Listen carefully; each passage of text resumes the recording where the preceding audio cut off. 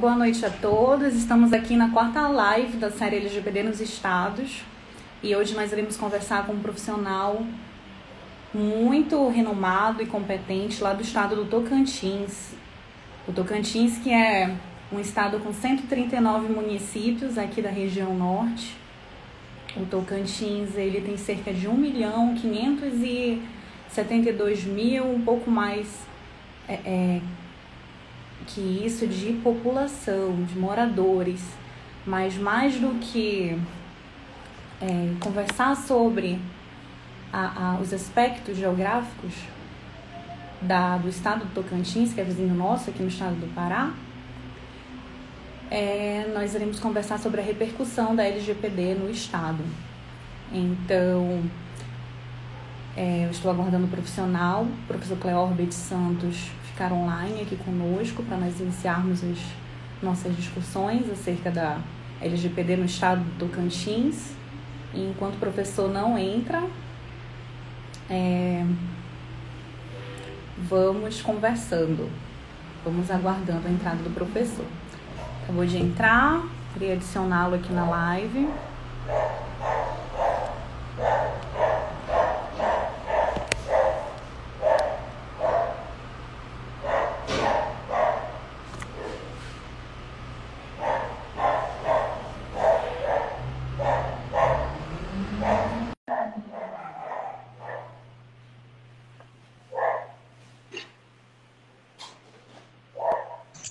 Olá, professor, seja muito bem-vindo. Muito obrigada por aceitar o meu convite de participar aqui dessa série de lives que eu tenho feito no meu Instagram. É uma honra para mim recebê-lo.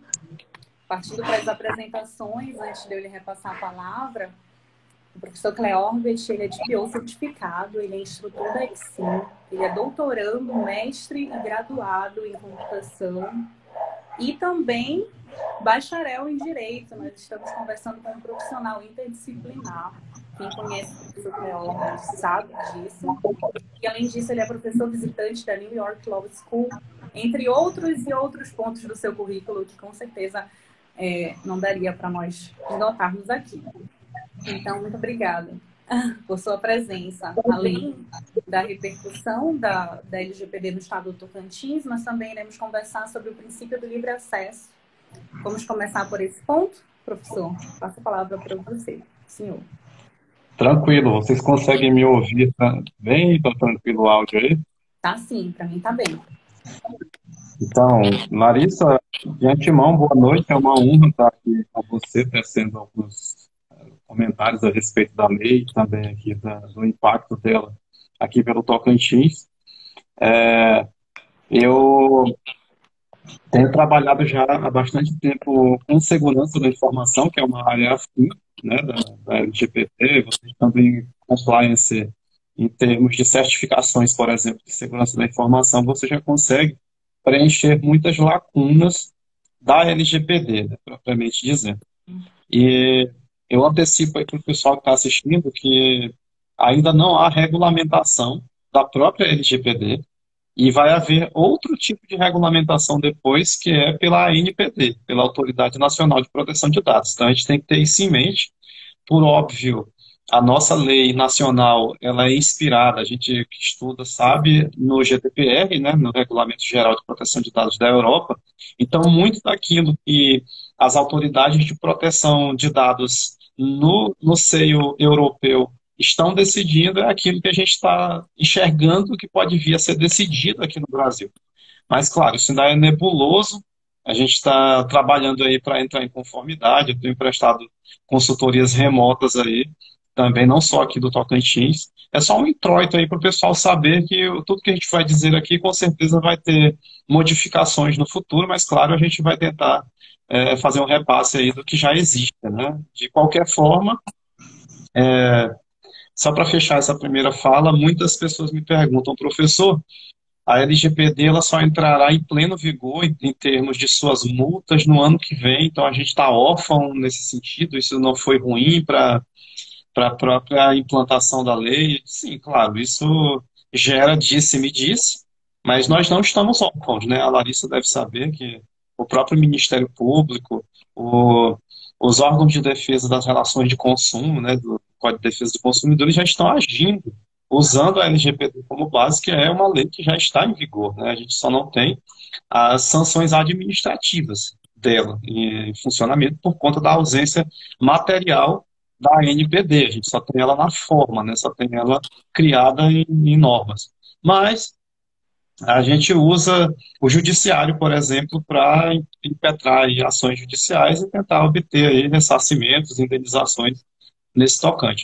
E isso também vai ser feito em conjunto no futuro, né? Nada impede que um titular de dados que se sinta lesado, ele entre na esfera civil, ele provoque uma instauração criminal a respeito daquilo, em conjugação com uma reclamação frente à autoridade que deve abrir ali um processo administrativo, né? Então, só para a gente se situar aqui no momento atual, né?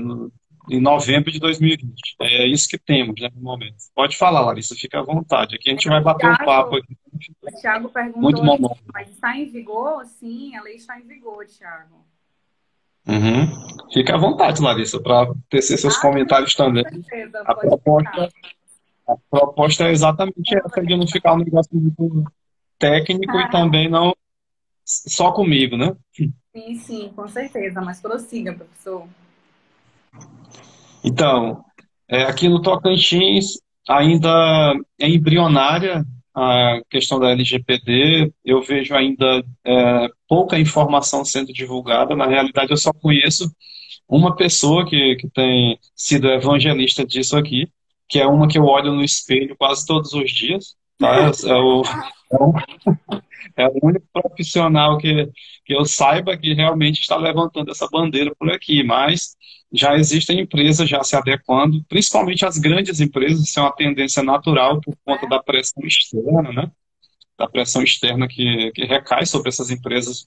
Muitas vezes são empresas de alcance nacional e até mesmo internacional, então essas regras vêm de maneira alienígena, né? Termina exigindo que essas empresas se adequem, né? Então é esse o cenário. Aqui tá começando as coisas ainda, mas já existem empresas aí grandes fazendo essa adequação. Mas claro que com a proximidade do ano que vem, com certeza vai começar mais campanhas. A gente só teve, por exemplo, aqui na capital, em Palmas, que é onde eu me encontro no momento, e onde moro, estou aí fornecendo dados pessoais aí de forma gratuita aí para todo mundo, né? É, publicizando aí alguns dados. Aqui a gente só teve, que eu saiba, uma reportagem no principal veículo de comunicação pela TV aqui, que inclusive eu estava presente na matéria. Então, ainda está começando, né? Ainda está começando. Não tem a mesma realidade ali de São Paulo, né? Que é o olho do furacão. São Paulo é onde as coisas de fato acontecem, né? Com mais intensidade. Pelo menos em questões jurídicas, imagino eu que seja, né? Verdade. É Inclusive, verdade.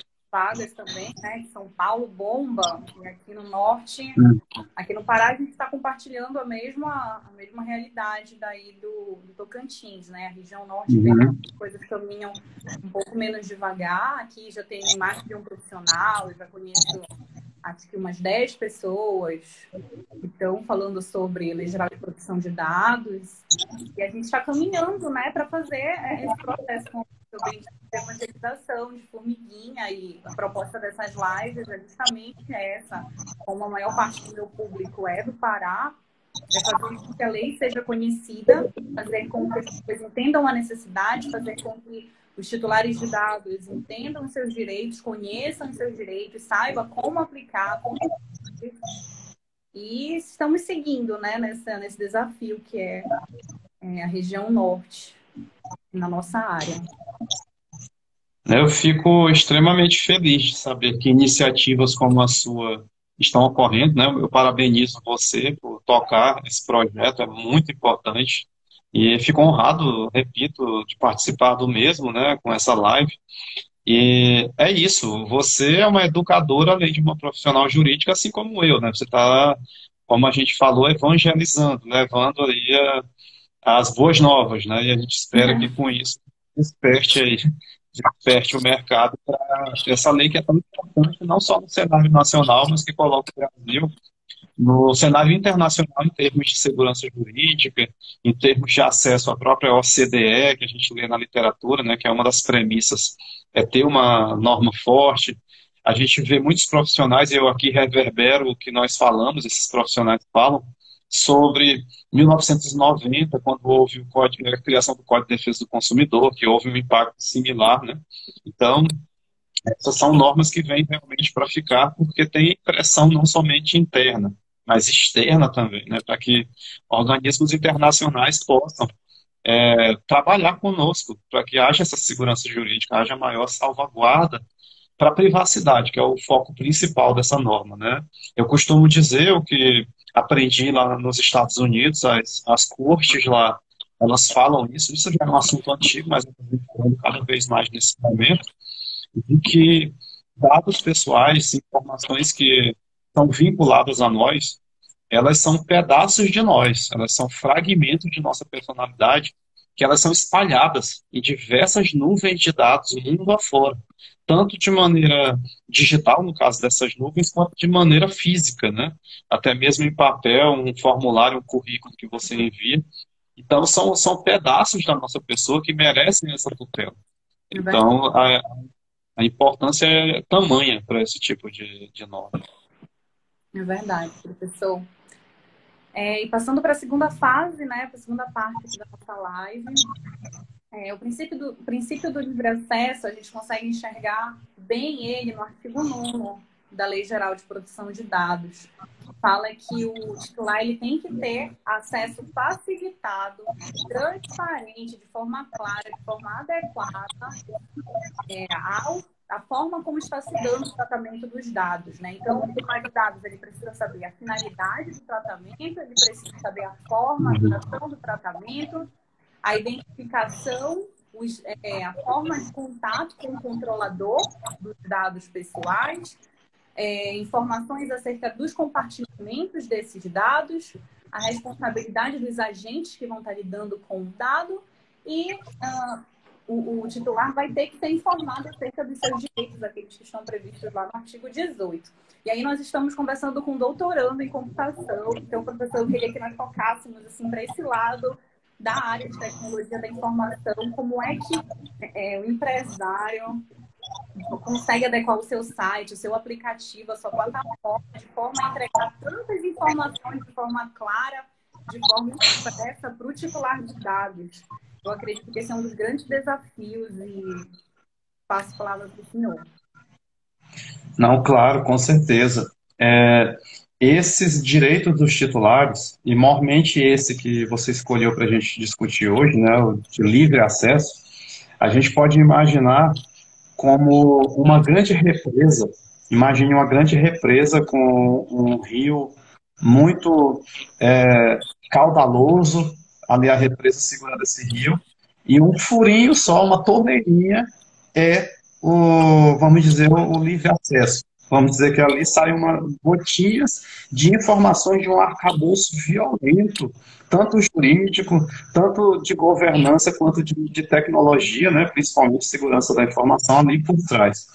O que eu recomendo, assim, porque eu não falo, de fato, eu prefiro não citar nomes de ferramentas específicas, né?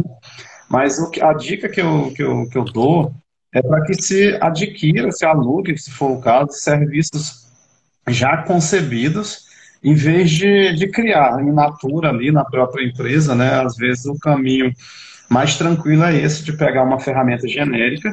Aí, caso no futuro você tenha uma necessidade de adaptá-la, aí você adapta, ou então de criar uma nova, você já vai ter know-how, né? Você vai ter ali o que a gente chama de base de conhecimento, isso é importantíssimo. Na realidade, eu deixo a dica para o pessoal que não é da TI, que tudo o que você fizer, se você conseguir fazer com que isso fique salvo em algum lugar, para que você depois consulte, inclusive em nível pessoal mesmo, em aulas eu dou esses exemplos, mesmo no seu cotidiano pessoal, isso vai servir para você fazer uma auditoria de si mesmo, uma auditoria ali do seu escritório de advocacia, uma auditoria da sua empresa, para que você faça um levantamento dos pontos de melhoria, né?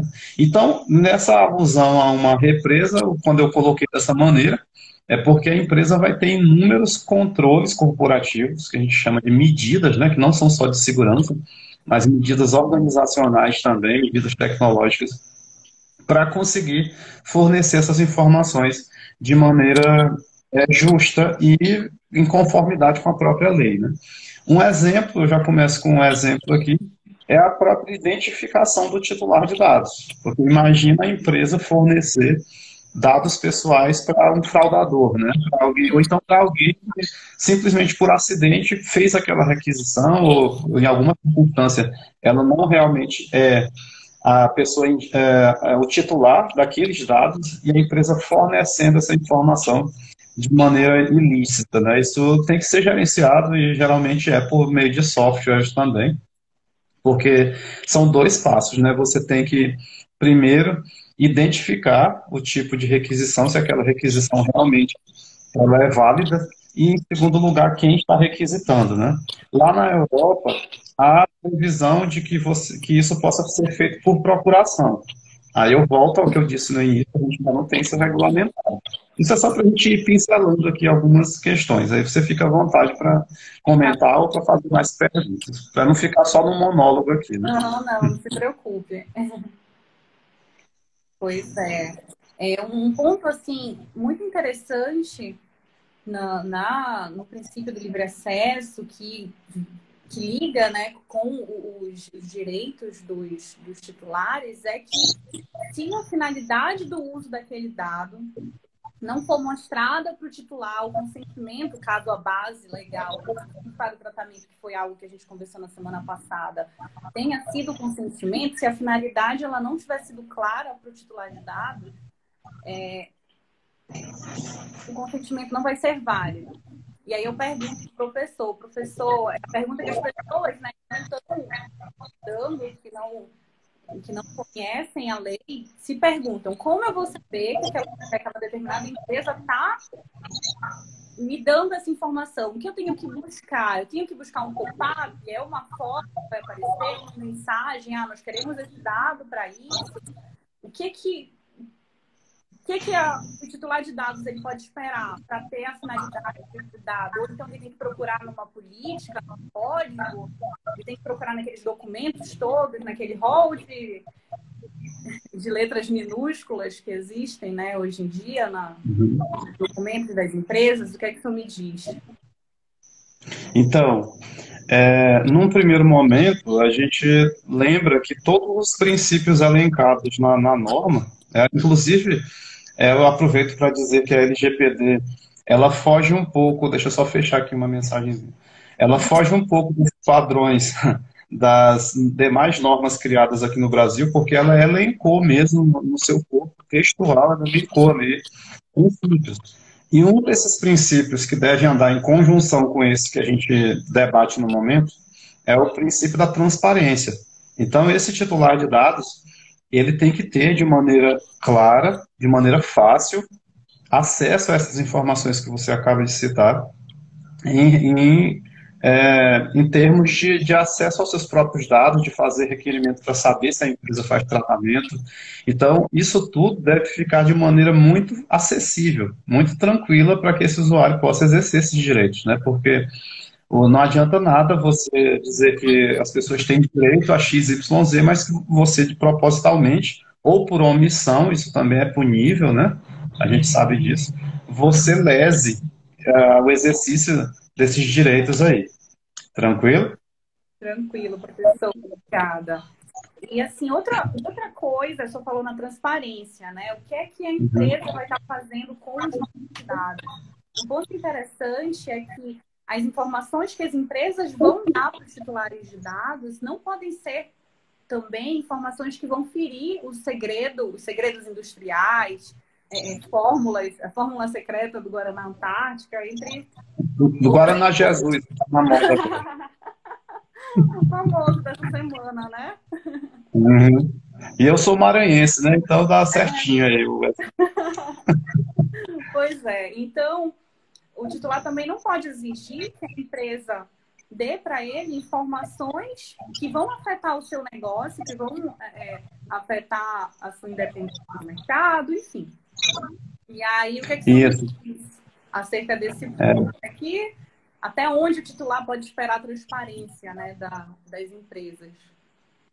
Isso, a gente que estuda direito, a gente tem como alguns ícones aí na filosofia do direito, a gente tem, por exemplo, Robert Alexi, na teoria dos direitos fundamentais, a gente sabe que os direitos eles são relativos, né, eles são absolutos, e como você falou, o próprio princípio da transparência conjugado com o de acesso a dados, ele não pode ser exercido caso ele fira exatamente o segredo industrial, o segredo comercial daquele controlador, né, que ali está presente. Além de tudo, eu ainda digo mais, se a gente seguir os exemplos da Europa, porque no corpo do próprio GDPR, coisa que a gente não tem no corpo da LGPD, cita, por exemplo, dados relacionados a investigações criminais, a processos em andamento, a segurança nacional. Então, são pontos aí que a gente também deve trazer para cá e, com certeza, a autoridade nacional, que surgir, ela vai regulamentar essas situações também, muito bem pontuado por você aí. Esse exemplo, essa inquirição. Isso é muito importante, saber que nem sempre o titular vai poder ter acesso a esses dados. E tem mais um motivo, esse já previsto aqui para nós, que é quando fira, quando haja potencialidade ou mesmo lesão a direitos de outrem. É alguma circunstância onde a cópia daqueles dados ali para o titular venha de maneira amarrada com dados de terceiros que realmente aquilo torne impraticável o fornecimento desses dados. Tudo no direito é o depende, né? A gente sabe disso, tudo no direito deve ser balanceado no caso concreto. Isso o Robert Alexi também dizia, né? Ele dizia que tudo é resolvido no caso concreto. A gente tem nortes que a gente segue, né? Principiológicos, etc. No caso concreto que a gente decide. Então, taxas, né? Também antecipando perguntas suas, aí eu estou lembrando dos assuntos. Taxas indagatórias, né? Taxas, deve haver um gerenciamento, isso é dica lá dos europeus, deve haver, para você ter ideia, um sistema de gerenciamento só para isso, só para aplicação de taxas quando o usuário fizer pedidos reiterados. A primeira cópia, segundo a Europa, né, o ordenamento europeu, ela deve ser gratuita, mas as próximas cópias das informações que o titular requisitar ali, elas podem ser cobradas e as autoridades lá recomendam que os controladores eles coloquem o valor da taxa apenas para cobrir os custos administrativos relacionados a essas cópias, né? Se forem em papel, principalmente, né? Que causa maior custo e etc. Então, são desmembramentos aí da sua pergunta, que eu fui lembrando aqui e fui pontuando, mas continuemos. Pois é, e aí outra situação ainda, né, na questão das informações secretas, dos segredos industriais, dos segredos comerciais da empresa, que se o titular de dados, por algum motivo, solicitar um dado e o empresário negar com base nesse fundamento, é interessante também, interessante não, é fundamental, e agora eu me falo com os profissionais que vão trabalhar com as empresas e com os empresários, que seja realizado um estudo acerca da viabilidade do uso dessa fundamentação, porque não é simplesmente, não vou te dar determinada informação, porque isso viola, porque isso vai me expor no mercado, porque isso vai ferir o sigilo dos meus negócios. É interessante que seja feito um estudo, que seja feita uma análise de risco, uma análise de necessidade e seja percebido se de fato aquilo pode ser ou não utilizado como fundamento. Talvez seja, enfim, se aquilo vai ser de fato usado como fundamento. Mas então vai depender muito assim do compliance, do setor de produção de dados da empresa, um setor que precisa ser feito, um estudo que precisa ser feito em conjunto, que precisa também ser documentado, ser registrado, o relatório do estudo deve ficar guardado para que, como você bem disse, ainda há pouco, né, para que a empresa tenha um respaldo, né, tudo que o profissional de produção de dados faz precisa ser respaldado, não haja dissabores futuros. Não, com certeza. A Larissa tocou num ponto muito importante que é atinente a uma das disciplinas que eu ministro no Mackenzie, que é compliance. Uma das premissas de compliance é a documentação daquilo que é feito, né? Desde as primeiras reuniões dos comitês ali designados para a implementação da lei, para a implantação das medidas, e também dessas justificativas que serão feitas perante os titulares de dados, né? É necessário que haja essas justificativas, e quando nós profissionais aí prestamos as consultorias, a gente cria templates, né? A gente cria documentos ali genéricos, claro que eles não vão resolver todas as situações, mas já tem uma espécie de checklist que a gente faz já prevendo determinadas situações. Para vocês terem ideia, eu já cheguei a mais de 1.000 itens. Muito mais de 1.000 itens que eu comecei a descobrir quando dessas ações de consultoria, de compliance, para que as empresas possam responder à altura do que a lei exige. E como você colocou, tudo isso vai carecer de muito estudo ainda. Todos nós, inclusive quem já está há mais tempo nisso, estamos todos engateando, estamos todos no mesmo barco, né, de um universo nebuloso ainda pela frente. Repito, a gente bebe na fonte da Europa em alguns sentidos, mas ainda não sabemos como é que vai ser de agora em diante. Mas o seu exemplo é bem pertinente, realmente, de que vai ter que haver esse estudo, com certeza, aí, sobre todas essas ressalvas, né? Inclusive, obrigações legais que possam surgir, onde determinado nicho de mercado ele não deva ser obrigado a fornecer informações X, Y, Z, né? A gente hoje vê no mundo um movimento chamado de Transparency Algorithm, que é a transparência algorítmica, e que eu já venho falando há alguns anos sobre isso, e eu acho que o pessoal aí deve ser nerd, talvez, pelo menos uma vez ao dia, né, como eu sou 24 horas, mas eu acredito que eles saibam da existência de documentários e séries como o Grande Dilema, né, o Dilema das Redes, na realidade, Isso. Dilema das Redes, The Great Hacking, né, das eleições do Trump, com fake news, essas coisas todas. E lá em Nova York, por exemplo, há uma task force, há um grupo de trabalho estudando um anteprojeto de lei para exigir que todos os algoritmos do estado de Nova York, da administração pública, claro, eles sejam transparentes, para que se investigue, possa se analisar, prever, inclusive punir por exemplo, discriminação algorítmica. Então, isso tem a ver também com o fornecimento de informações para os titulares, né? Como você disse, para que não se fira ali o cenário industrial, o sigilo industrial, o segredo comercial. E só para fechar a minha fala, eu repito o que você disse, tudo isso vai ter que ser ponderado, tanto pelos órgãos de controle, quanto pela legislação e pela praxis jurídica mesmo. E são vocês, eu não sou advogado, vocês advogados que vão construir esse novo universo aí, com as inquirições de vocês, entendeu? É verdade. É muito interessante que agora, né, depois que a lei entrou em vigor, inúmeras ações já foram propostas, como os colegas que estão assistindo provavelmente bem sabem.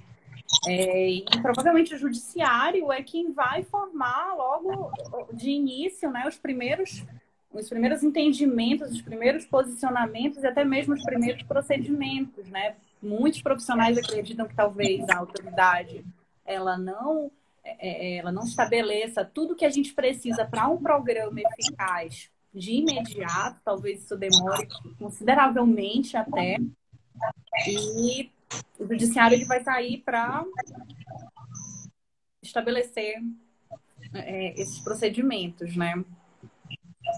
Mas Não, pode falar.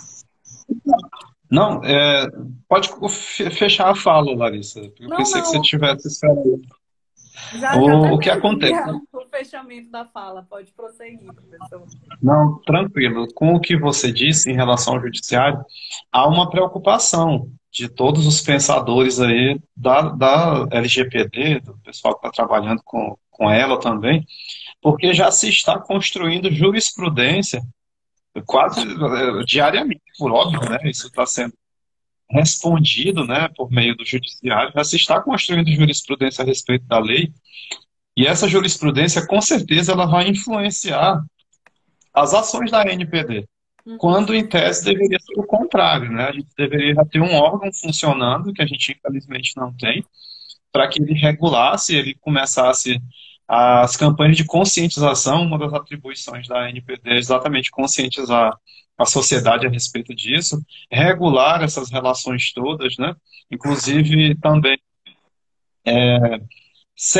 verificar quais são as certificações de mercado que vão suprir a própria norma, mas a gente não tem isso. Então o judiciário ele já está é, numa saia justa, na realidade essa é a verdade, tendo que resolver coisas que deveria ter o auxílio ali da autoridade, mas a gente ainda não tem. Mas é esse o cenário que a gente está construindo, está criando jurisprudência que com certeza vai impactar aí no futuro em relação à autoridade quando vier a funcionar e vai entrar em impacto na própria jurisprudência também, né, de ter que contorná-la, que mudá-la ali, que modificá-la quando a autoridade vier, der o seu ar da graça, né?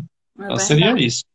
E é muito complicada a situação, porque os nossos juristas têm, com certeza com as exceções, né? O que eu vou falar agora não é uma regra, mas a nossa expertise é jurídica.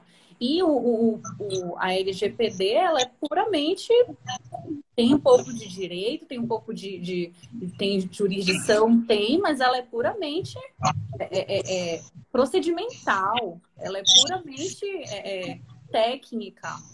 Um programa de Uhum. adequação, a adequação de uma empresa, ela não é feita somente com base legal. A gente sabe quais são as bases legais, mas para implementar, como eu falei, não é só dizer, não é só colocar lá o titular de dados vai ter direito a saber quais são os seus direitos, mas como você vai fazer com que aquela informação chegue ao titular, que é uma pessoa leiga, que é uma pessoa, faz parte da massa, como ela vai ter essa informação clara entregue para ela?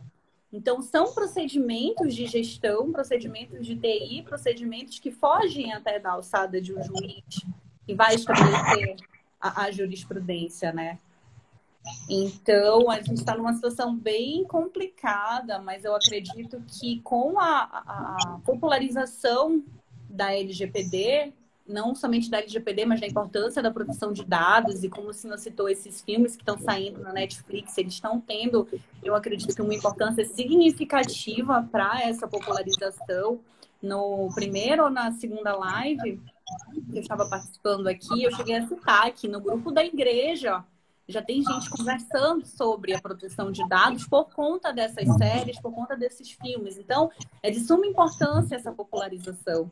Mas mais do que a popularização de saber que nós temos que ter os nossos dados e a nossa vida protegida, a gente também precisa saber como, o que nós podemos fazer através desses direitos, e o direito ao livre acesso à informação é um dos principais. Eu acredito que a primeira linha, assim, que o titular logo pode perceber se uma empresa tal não está adequada. É, assim, houve uma pergunta aí, eu li rapidamente, eu acho que foi o Adilson que perguntou sobre o papel da segurança da informação no projeto de adequação. Sim, Adilson. Eu já aproveito e comento, respondo sua pergunta já comentando o que a Larissa colocou. A TI ela tem um papel muito forte dentro desse cenário, claro, mas eu puxo a brasa também para o pessoal jurídico, embora eu seja um traidor da TI, né? O pessoal da TI diz que eu sou um traidor, né? Eles me consideram um pária, né?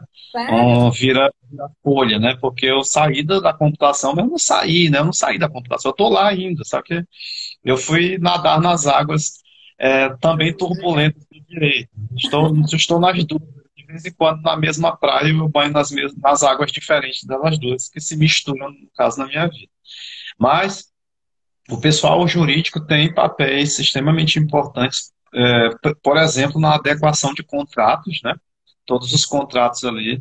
A parte de RH, claro que eles vão ter auxílio do pessoal de RH, mas eles vão estar ali com todo o seu arsenal de conhecimento jurídico a respeito da norma para adaptar esses mecanismos, os processos corporativos. Quando eu falo em processos corporativos, é tudo aquilo que acontece dentro de uma empresa. Tudo isso tem o pé do pessoal do direito, junto com o pessoal de governança, que é uma área que está muito em voga, e com o pessoal da tecnologia. E para o pessoal saber, existem certificações no mercado, inclusive da ISO, que é uma das mais famosas. Não estou recomendando ela em específico, mas é uma das mais famosas, que vocês podem visualizar para que possa se fazer o projeto de adequação já tentando tirar essas certificações.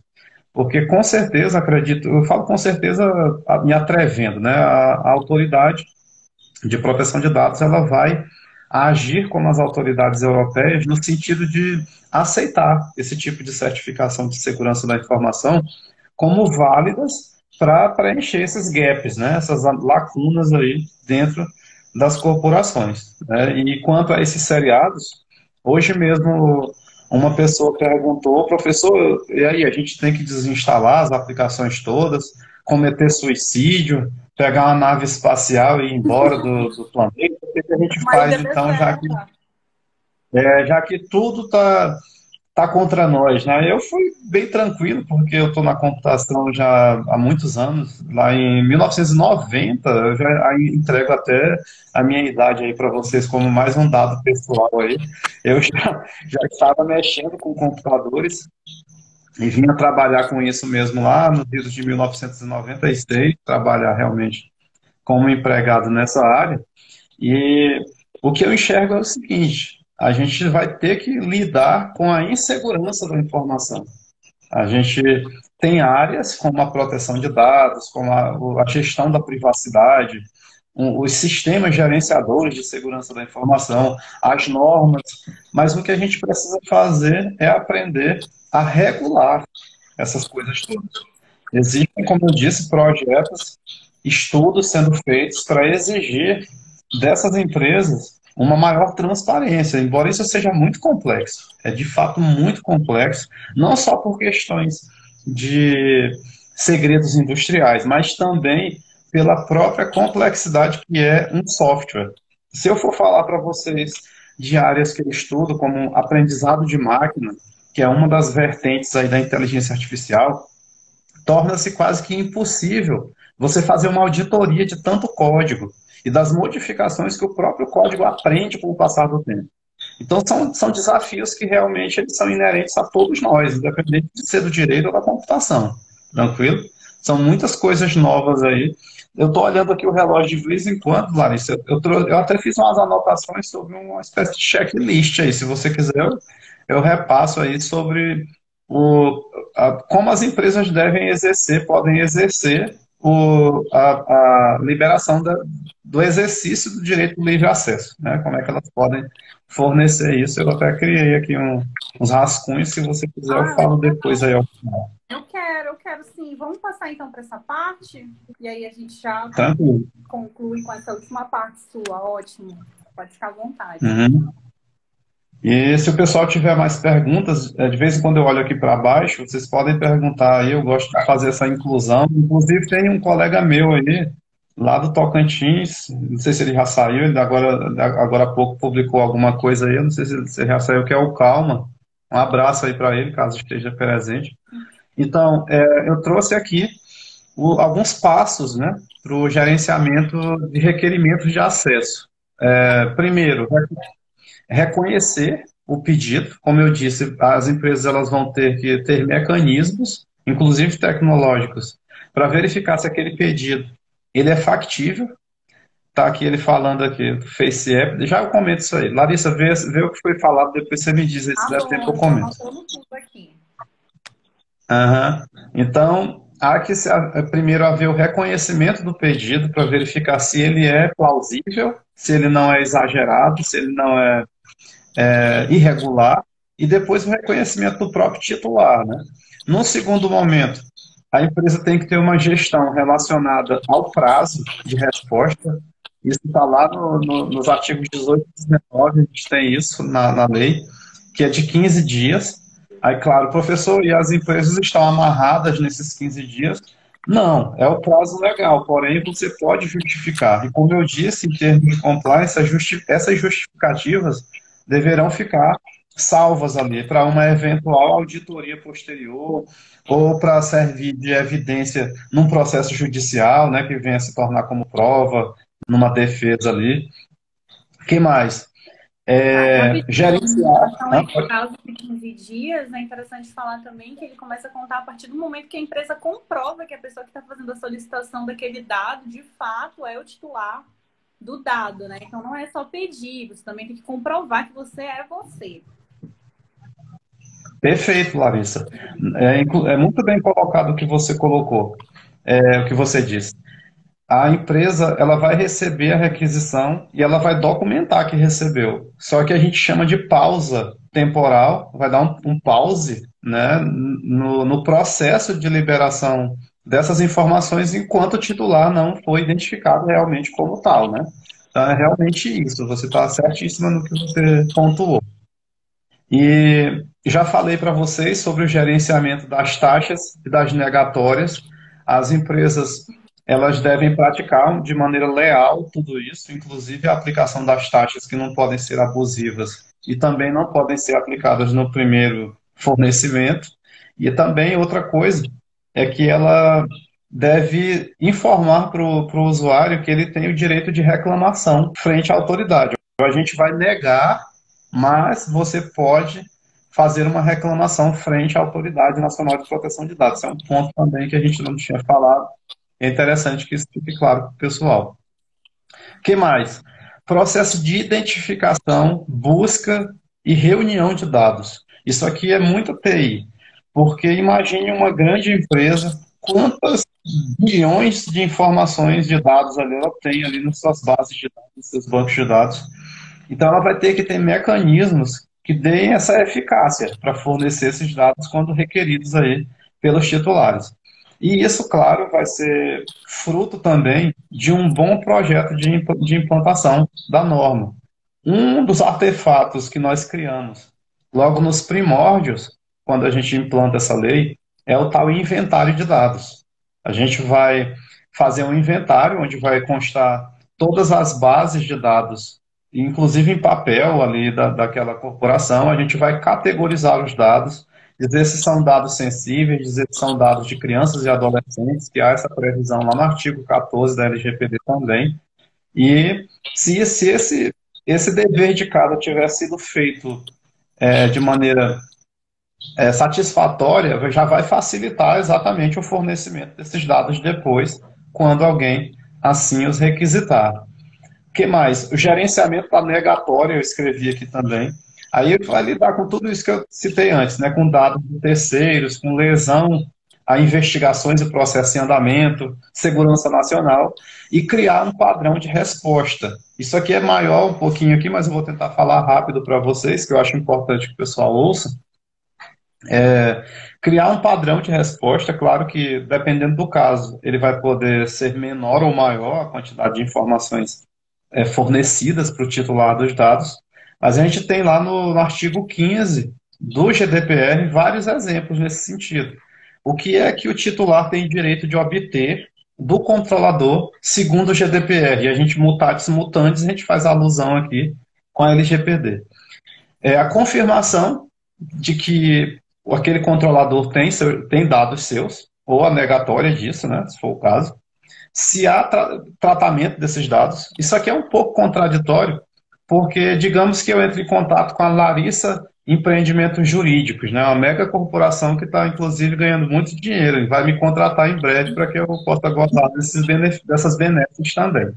Aí eu entro em contato com a Larissa Produções aí, consultoria jurídica, e eu pergunto, vocês têm dados meus? Aí eles dizem que sim.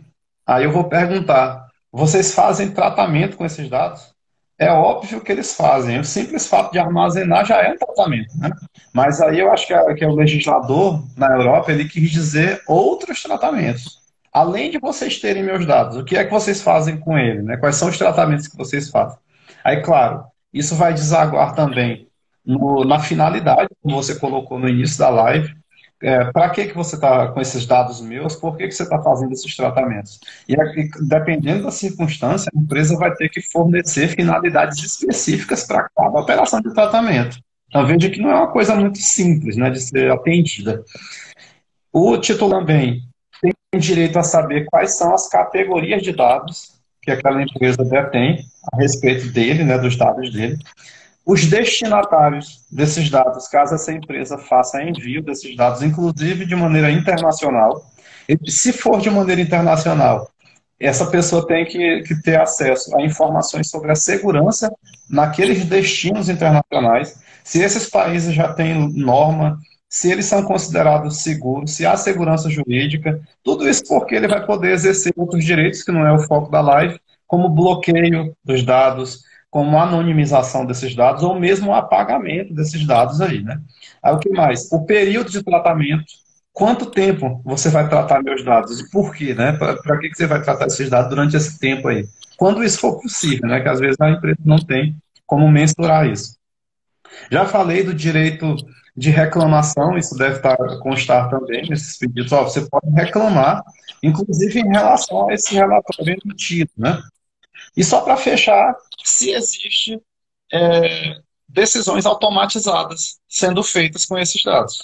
E a gente sabe que lá no artigo 20, a LGPD prevê a revisão dessas decisões automatizadas. Mas há decisões automatizadas que usam meus dados, eu quero saber, até porque eu posso também bater de frente com isso, né, usando de uma reclamação. Foram essas anotações que eu fiz aí para deixar o pessoal dentro do compliance mais ou menos genérico aí do troço, né? Uau, professor, muito obrigada. A Alessandra Zacchini, colega lá de Santa Catarina, ela pediu esse checklist por escrito e eu gostaria de que o senhor disponibilizasse para mim depois, para eu disponibilizar no meu Instagram, para quem está assistindo, se eu puder. Tá, não, com certeza. Com certeza. Na realidade, eu vou publicar lá no Juiz Brasil e eu passo o link para você e você distribui para o pessoal Ah, aí. ótimo, então, com certeza. E o seu amigo que perguntou, que tem um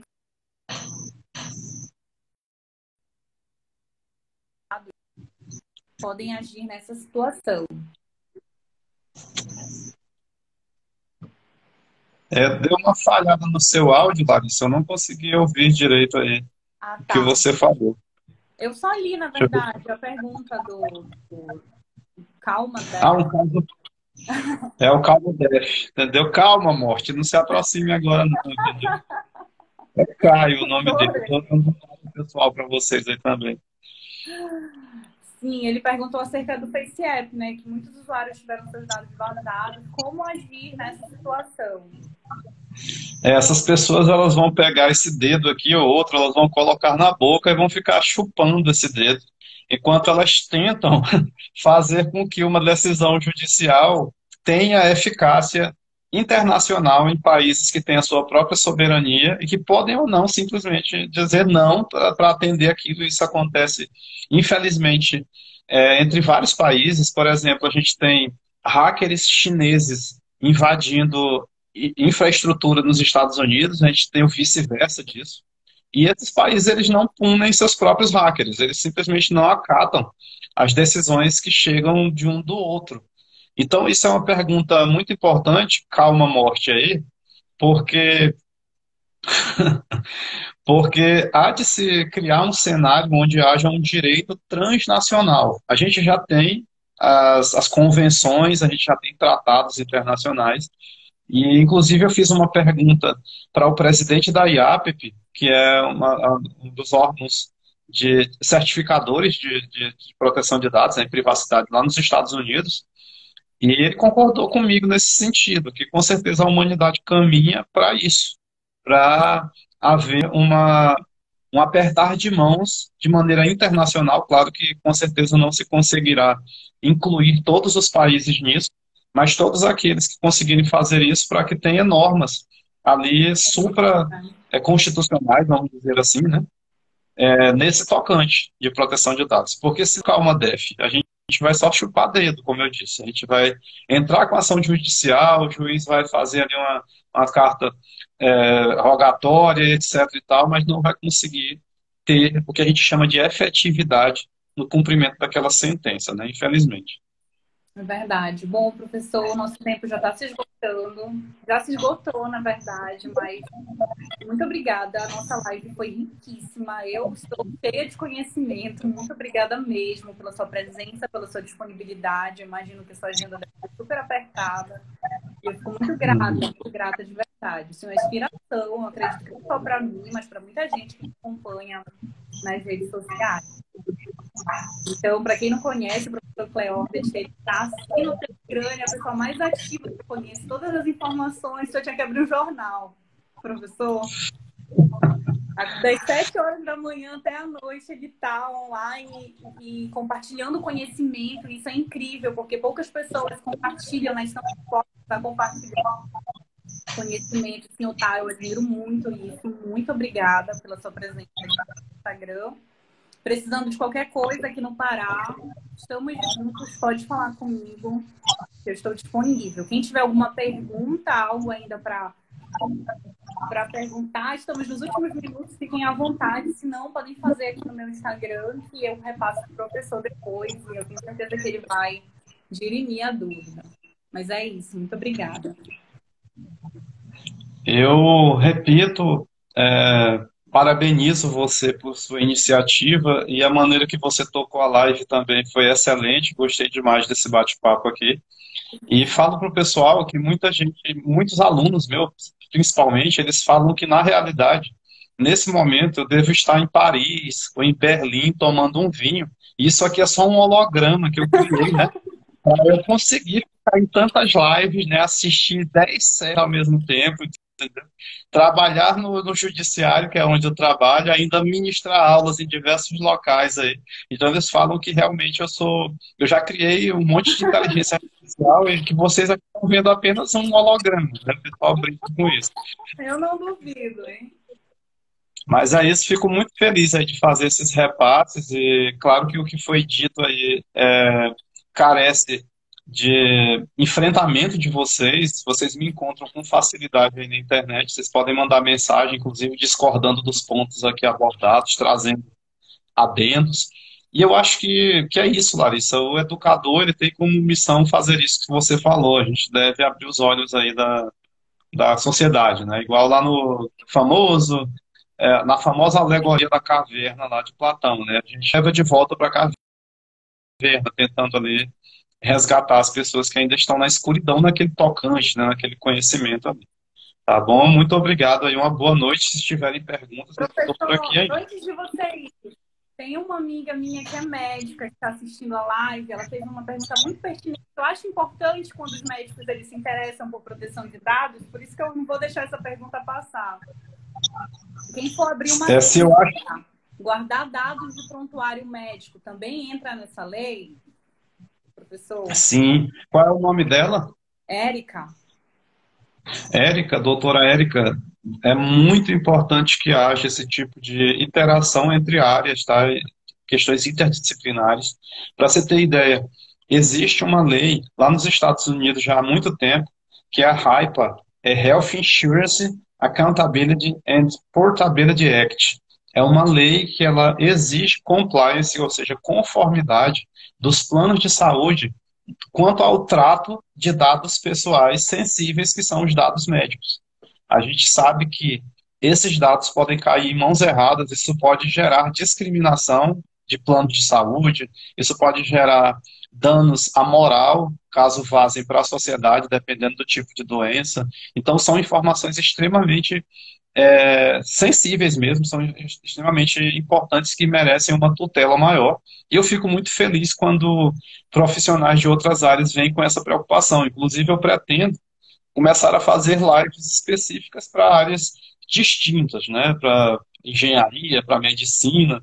Eu já estou com esses planos em mente. Eu vou ter que criar mais uns 20 hologramas para que eles possam auxiliar nesse sentido. Mas a resposta é sim, Érica.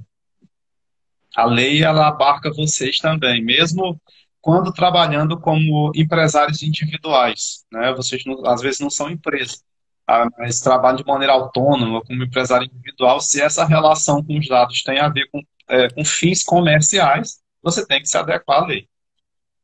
Exatamente. Muito obrigada, professor. Tenha uma boa noite, um bom resto de semana para você. E é isso, pessoal. Qualquer coisa, entre em contato. Um abraço. Tá bom. Abraço, tchau, tchau. O holograma dá tchau para vocês aí. Uma ótima noite. Boa noite, holograma.